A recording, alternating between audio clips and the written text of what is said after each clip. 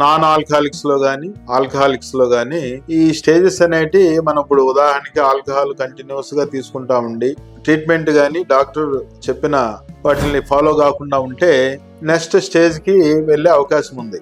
So అదే విధంగా ఇప్పుడు హెపటైటిస్ స్టేజ్ వచ్చింది అనుకోండి, అప్పుడు కూడా ట్రీట్మెంట్ తీసుకున్నప్పుడు పూర్తిగా తగ్గిపోయే అవకాశం ఉంది. సో కంప్లీట్ గా రివర్స్ అయ్యే అవకాశం ఉంది. లేదంటే కంటిన్యూస్ గా ఆల్కహాల్ తీసుకుంటున్నా గానీ మిగతా precipitating factors non alcoholic fatty disease లో ఉన్నా గానీ మనకి అది ప్రోగ్రెస్ అయ్యి సిరోటిక్ స్టేజ్ కి వెళ్ళి సో దాని తర్వాత లివర్ ఫెయిల్యూర్లోకి వెళ్ళే అవకాశం ఉంది.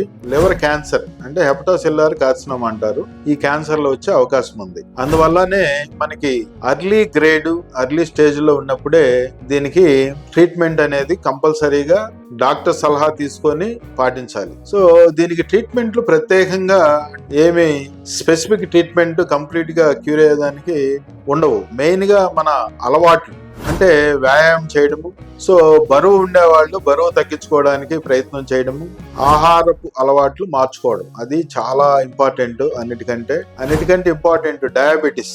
సో డయాబెటీస్ వల్ల కూడా మనకి ఈ ఫ్యాటీ లివర్ వచ్చే అవకాశం ఉంది. అదేవిధంగా హైపర్ కొలెస్ట్రాలిమియా అంటే లిపిడ్స్ బ్లడ్ లో ఎక్కువ ఉన్నప్పుడు కూడా ఈ ఫ్యాటీ లివర్ ఎక్కువ వచ్చే అవకాశం ఉంది.